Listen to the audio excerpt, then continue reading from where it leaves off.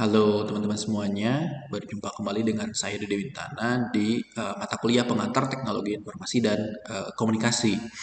Nah, di minggu lalu kita telah membahas mengenai materi transmisi jaringan, baik itu yang kabel dan nirkabel, untuk menghubungkan atau mengkomunikasikan antara satu perangkat dengan perangkat yang lain, gitu ya. Nah, di minggu ke-6 ini kita akan membahas tentang internet, gitu ya, teman-teman semuanya. Nah, internet sendiri secara umum gitu ya, asal kata dari interconnected network gitu ya, yang merupakan jaringan global yang menghubungkan jutaan komputer di seluruh dunia untuk menggunakan eh, protokol dari TCP atau IP gitu ya. Setiap perangkat itu pasti punya IP yang berbeda-beda gitu ya. Tidak mungkin satu perangkat itu memiliki IP yang sama gitu ya. Jadi untuk mendeteksi gitu ya, ini perangkatnya terhubung atau tidak ya dilihat dari IP-nya itu sendiri gitu ya. Nah, kalau misalkan kemarin kita membahas tentang apa transmisi jaringan yang nirkabel maupun yang kabel itu kan hanya menghubungkan satu komputer dengan komputer yang lain atau komputer di satu gedung dengan gedung yang lain gitu ya. Nah, kalau internet ini cakupannya global gitu ya. Jadi ciri-ciri utama dari internet itu sendiri yang pertama bersifatnya global dan terdesentralisasi. Jadi bisa mengakses data dari seluruh dunia gitu ya. Kalau kemarin ya paling antara satu gedung dengan gedung yang lain atau satu perangkat dengan perangkat yang lain gitu ya, yang berdekatan gitu ya. Paling jauh kan yang bersifat metropolitan gitu ya. Nah, kalau internet ini ya seluruh dunia bisa diakses gitu ya, dan menggunakan alamat IP yang unik karena setiap perangkat punya IP yang berbeda-beda untuk ininya untuk IP-nya. Lalu komunikasi dua arah yang real time. Jadi ketika teman-teman ketik minta gambar apa namanya eh, minta gambar komputer, nah nanti akan muncul komputer. Itu ada komunikasi dua arah. Dan internet ini digunakan untuk berbagai bidang, salah satunya untuk pendidikan, untuk bisnis, untuk hiburan, dan untuk pemerintahan. Nah, sejarah awal dari internet itu sendiri, gitu ya. Internet ini dimulai pada tahun 1969 yang dimana diprakarsai oleh Departemen Pertahanan Amerika Serikat atau US Defense gitu ya. Mereka mengerjakan sebuah proyek yang dinamai dengan Advanced Research Project Agency atau ARPA. Nah, makanya dikenal dengan ARPANET yang nantinya itu akan menjadi cikal bakal dari internet itu sendiri. Nah, di tahun 1969 dari Universitas California itu mengirimkan pesan ke Stanford Research Institute. Itu percobaan pertama dan dinyatakan berhasil dan itu merupakan hasil riset pertama yang dilakukan untuk menghubungkan perangkat dari satu tempat ke tempat yang lain atau mengkomunikasikan satu perangkat dengan perangkat yang lain. Nah, di tahun 1971, Ray Tomlinson itu menciptakan sistem email yang pertama di ARPANET dan merupakan simbol @ yang masih kita gunakan sebetulnya sampai hari ini. Kalau misalkan kayak email, ya sampai sekarang kita masih gunakan gitu ya. Meskipun dengan berbagai banyak ada WhatsApp, ada Instagram ataupun ada yang lainnya, tetap email masih tetap kita pakai sampai hari ini. Lalu ada di tahun 83 itu protokol komunikasi standar atau TCP/IP atau ID perangkat diperkenalkan menggunakan berbagai jaringan untuk saling terhubung dan menjadi dasar dari internet modern itu sendiri. Jadi ini sejarah awalnya nih. Jadi internet itu ada tiga fase, ada fase awal, perkembangan sampai dengan hari ini gitu ya. Ini fase awalnya dimulai dari tahun 1960-an sampai 1980-an. Nah, selanjutnya pada tahun 1990, tim dari Berners-Lee menciptakan Triple W atau World Wide Web yang memungkinkan akses halaman web dengan antarmuka grafis yang mempermudah pengguna internet secara luas gitu ya. Jadi di tahun 90 Triple W itu ditemukan, diciptakan oleh tim dari Berners-Lee gitu ya. Lalu di tahun 1993 layanan pendaftaran domain publik dimulai melalui internet melalui wadahnya yaitu NIC atau Network Information Center gitu ya. Jadi NIC atau Network Information Center ini merupakan suatu wadah, suatu lembaga yang mengakomodir terkait domain-domain yang akan dipublish gitu ya, akan digunakan di seluruh dunia gitu ya. Lalu di tahun 1994 internet itu mulai masuk ke Indonesia dan perusahaan penyediaan pelayanan internet pertama di Indonesia itu dari Indonet atau sekarang Indosat gitu ya, yang teman-teman mungkin kenal gitu ya, mulai beroperasi menggunakan sambungan dari dial up gitu ya. Dari sana tahun 1994, 96 mulai bermunculan warung internet atau warnet gitu ya di kita. Mulai bermunculan dan menjadi sarana penting penyebaran internet di Indonesia. Jadi mulai tahun 96 itu internet sudah kemana-mana gitu ya, sudah mulai bisa diakses oleh masyarakat. Namun pasti tahun 1996 itu masih terbatas. Saya saja itu mulai tahu ada internet itu sekitar masih zaman SD gitu ya. SD juga udah SD kelas 5 atau kelas 6 gitu ya. Karena pas waktu SD semester bawah itu masih belum gitu ya, belum dikenal di kita. Mungkin di kota-kota besar kayak Jakarta itu sudah mulai gitu ya.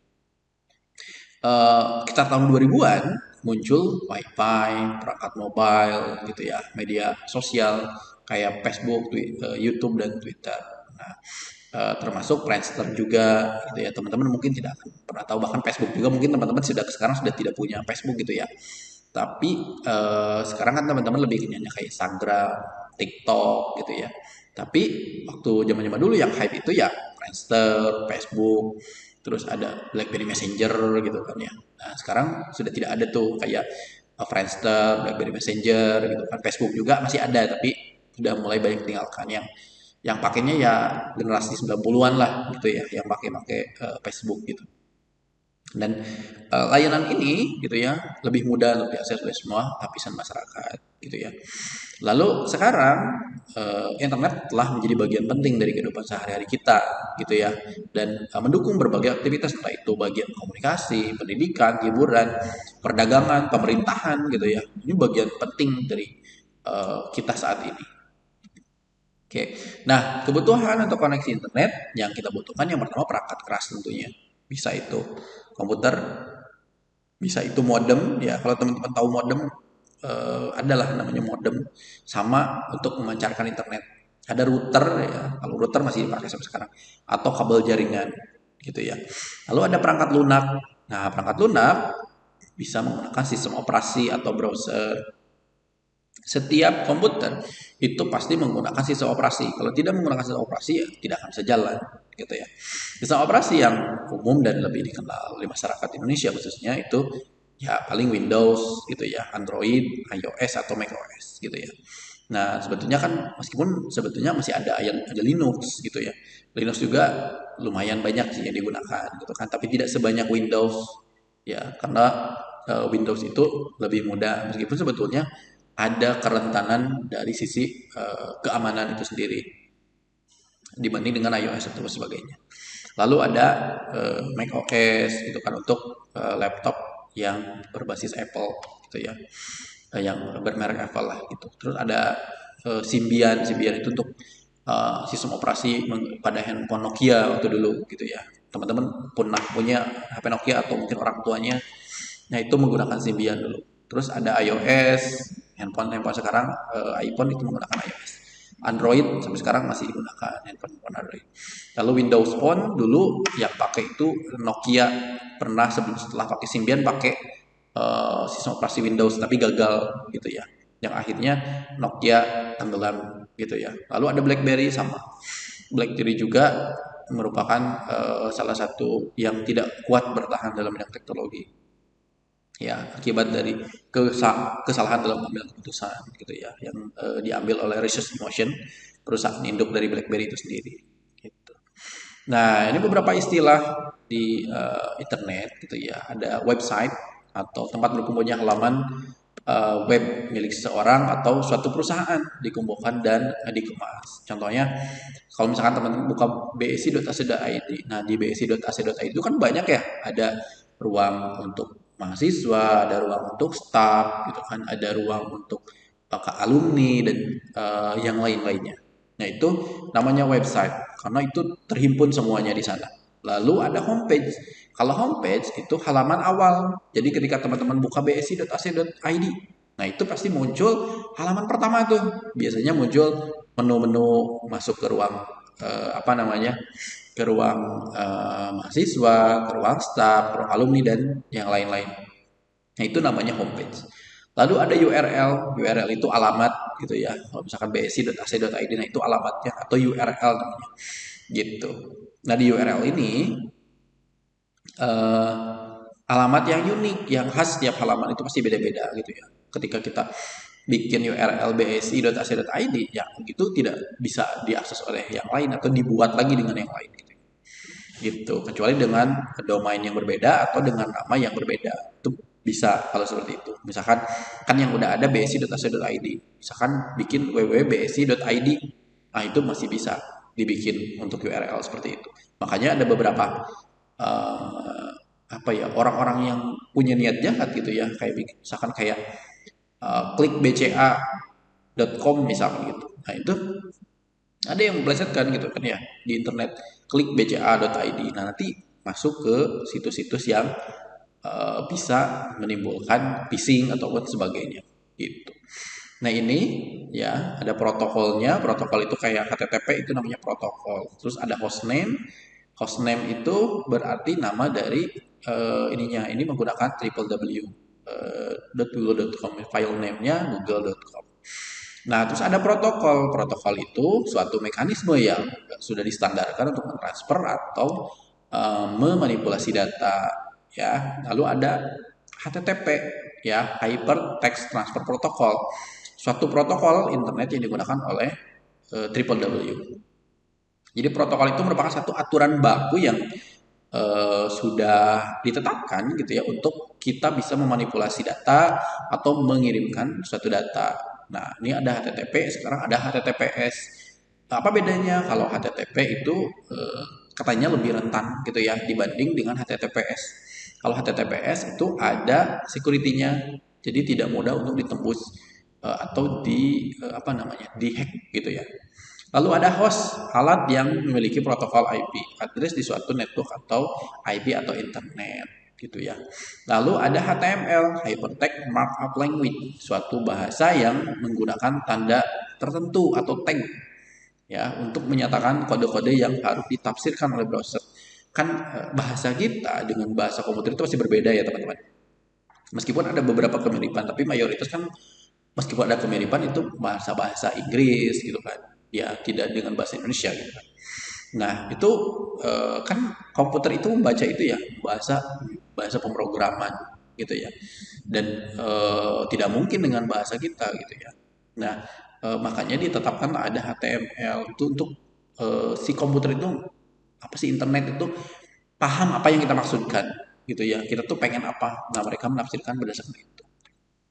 Nah, kegunaan internet sendiri ini ada di berbagai bidang sebetulnya. Bidang pendidikan, ini sebagai sumber bahan belajar atau e-learning juga seperti kita sekarang, teman-teman memanfaatkan dari internet itu sendiri.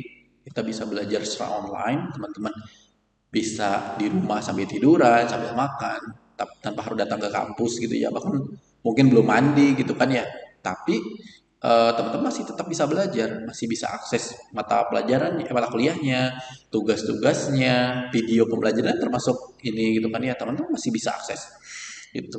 Lalu di bidang bisnis, pemasaran digital. Untuk pemasaran digital ini apa? Pemasaran digital ini sekarang sudah mulai hype gitu ya.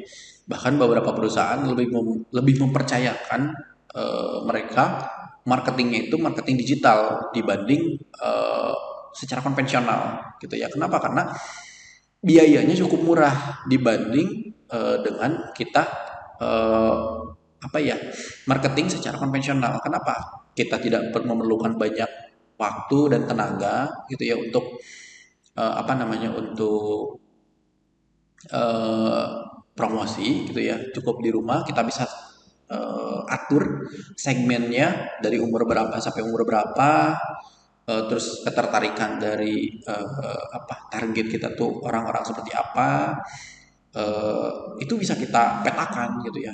Dan cakupannya juga kita bisa petakan. Misalkan kita promosinya pengen di wilayah Jawa Barat aja, nah gitu, itu bisa diatur gitu. Lalu ada e-commerce. E-commerce untuk jual beli online. Dulu kalau misalkan kita mau beli barang ya harus ke pasar gitu kan. Atau harus kalaupun masih mulai ada kemajuan ke sini ya paling apa namanya COD gitu ya. Kita janjian di mana gitu sama teman atau sama orang yang mau jual barang. Nah, sekarang kan tanpa seperti itu kita bisa pilih-pilih barangnya, ukurannya, dan tiba-tiba 1-2 hari bisa sampai ke rumah gitu barangnya. Nah, ini salah satu kemudahan internet dan kegunaan dari bidang bisnis. Terus ada di bidang pemerintahan, layanan publik online. Sekarang sudah banyak gitu ya, teman-teman. Perusahaan pemerintah banyak menyediakan informasi dan layanan publik secara online, bikin KTP, konsultasi dengan dokter gitu kan, terus antrian rumah sakit itu bisa kita akses di internet gitu kan ya. Contohnya misalkan kita mau daftar ke rumah sakit, kita bisa pakai aplikasi JKN gitu ya. Di JKN itu bisa kita tentukan jadwal kita mau tanggal berapa, dengan dokter siapa gitu kan. Nah, itu bisa diatur dan itu memudahkan kita gitu ya, termasuk kayak bikin apa namanya catatan sipil gitu ya, kayak KTP KK ataupun yang sejenisnya juga sama. Sekarang sudah mulai digital gitu ya. Terus bidang sosial hiburan, wah banyak loh ini gitu ya. Ada TikTok, ada ada Instagram gitu kan ya. Ada Facebook, Twitter gitu ya atau X gitu ya. Nah, ini media sosial yang banyak itu sekarang yang bisa kita akses gitu kan ya. Lalu layanan streaming gitu ya. Dulu tidak ada pekerjaan streamer gitu ya. Sekarang ada pekerjaan streamer dan gajinya lebih besar. Ya cuma duduk, tapi asal mereka bisa mampu gitu ya untuk streaming mereka itu bisa menarik orang banyak, ya, itu bisa menghasilkan uang yang cukup besar. Lalu komunikasi sekarang ada WhatsApp, ada Telegram, ada apalagi banyak gitu ya yang bisa kita gunakan sebagai media komunikasi, memanfaatkan dari internet itu sendiri. Lalu ada teknologi gitu ya, ada cloud computing gitu ya. Sekarang teman-teman tidak perlu beli hard disk, tidak perlu beli SSD, tapi data teman-teman bisa disimpan secara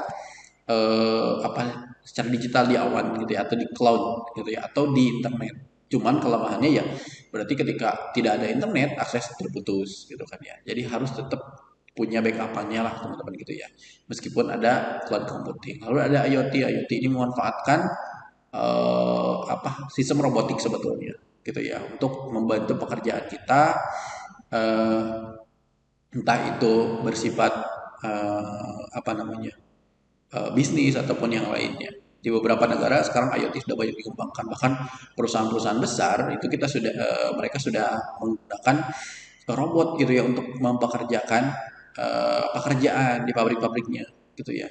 Dan IoT ini tidak akan pernah salah karena mereka tidak tidur dan mereka tidak akan lelah gitu ya. Ya paling kalau rusak ya paling rusak aja gitu.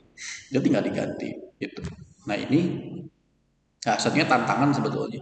Ketika kita sudah berhadapan dengan teknologi, berarti kita seharusnya jadi pengendali teknologinya, bukan teknologi yang mengendalikan atau mengalahkan kita tentunya gitu ya. Kita akan bersaing dengan teknologi, disampaikan dengan teman-teman kita, dengan apa namanya eh, apa namanya ya lulusan di universitas lain gitu kan. Kita juga bersaing dengan teknologi sebetulnya. Makanya kita harus menguasai teknologi. Bagaimana teknologi itu kita yang mengendalikan, bukan teknologi yang mengendalikan kita. Kalau teknologi yang mengendalikan kita, nah kita yang susah gitu ya. Kita yang repot di sana. Lalu ada artificial intelligence. Ini juga sama, ada sisi positif dan negatifnya. Si positifnya membantu pekerjaan kita. Kita bisa membuat naskah, bisa membuat press release, berita, bisa membuat karya teks, video gitu kan. Tapi di sisi lain ini juga mengurangi dari produktivitas kita. Kita bisa dikalahkan gitu ya sama mereka. Perusahaan kan wah udah ada AI nih. Tinggal gantikan nama AI. Kita yang tertinggal dan kita yang tersingkirkan. Oke, ini beberapa jenis domain website yang sebetulnya masih banyak, cuman secara umumnya ini yang biasa digunakan. Ada jenis domain.com ya atau company. Sifatnya yang website yang menggunakan domain.com ini perusahaan komersil milik perusahaan swasta atau lembaga usaha pencari laba gitu ya. Jadi rata-rata seperti itu. Tapi Sekarang enggak juga sih sebetulnya, tapi harusnya memang yang .com itu adalah untuk perusahaan swasta dan lembaga pencari laba. Lalu ada organization atau ORG, situs milik organisasi atau yayasan yang tidak mencari laba. Lalu ada .ac, kalau di BSI mungkin kayak di BSI lah contohnya gitu ya, ada bsi.ac.id. Itu berarti BSI merupakan situs website akademik gitu ya, dan ID itu merupakan basisnya BSI ini merupakan lembaga pendidikan yang ada di Indonesia gitu ya, situs tentang pendidikan perguruan tinggi. Kalau yang menengah gimana, atau misalkan SMP atau SMA, nah itu ada SCH biasanya, school gitu ya, sch.id gitu kan. Nah itu salah satunya adalah domain yang resmi gitu ya. Terus ada .net atau network, situs berupa jaringan dari URL atau website lainnya. Itu ya. Selanjutnya ada domain untuk militer .mil. Ya biasanya ada tni.mil gitu ya. Nah itu website resmi yang memiliki domain resmi militer gitu ya. Lalu ada .go atau .gov gitu ya, atau governance, situs milik pemerintah. Biasanya .go atau .gov ini merupakan situs-situs yang di bawah naungan pemerintahan gitu ya. Nah ini biasanya ketika mau hosting itu mereka harus sama seperti .org juga, harus menyatukan ID dari governance-nya atau organization-nya untuk sebagai bahan verifikasi nanti ketika akan membuat situs tersebut gitu ya. Ada .edu, kalau .edu biasanya sama untuk pendidikan juga, tapi rata-rata digunakan di luar gitu ya. Di Indonesia ada juga yang menggunakan edu, ada gitu ya, tapi di Indonesia mayoritas menggunakan .ac.id gitu ya, tapi sama untuk pendidikan. Oke, teman-teman, berikut materi yang sudah saya sampaikan. Terima kasih sudah menyimak dan memperhatikan materi kita, pembahasan tentang jaringan dan pengenalan dari internet itu sendiri. Kita mudah-mudahan apa yang saya sampaikan memberikan manfaat untuk teman-teman semuanya. Saya tidak tidak menggurui gitu ya. Mungkin teman-teman juga banyak pengetahuan tentang itu, dan apalagi sekarang arus informasi bisa tinggal dicari di internet gitu ya. Tapi ini secara garis besar pengenalan tentang internet. Teman-teman boleh cari lagi di internet mengenai perkembangan dari internet dan segala macamnya sebagai bahan referensi. Karena teman-teman menjadi mahasiswa, berarti teman-teman sudah bisa belajar mandiri sebetulnya gitu ya, untuk mencari informasi selain dari yang dosen sediakan gitu ya. Untuk minggu ini saya tidak akan memberikan tugas untuk teman-teman semuanya. Insya Allah nanti di minggu ke-7 kita akan ada Zoom meeting lagi gitu ya. Sekalian akan review materi dari pertemuan 1 sampai dengan pertemuan ke-6. Lalu nanti akan ada kuis juga. Jadi mohon nanti di pertemuan ke-7 teman-teman harus join gitu ya. Karena nanti akan ada kuis, dan kuis ini berpengaruh ke nilai tugas. Karena di mata kuliah PTIK ada UTS, ada UAS, ada tugas dan absensi. Oke, dari saya cukup sekian teman-teman semuanya. Terima kasih sudah menyimak. Billahi taufiq wal hidayah. Wassalamualaikum warahmatullahi wabarakatuh.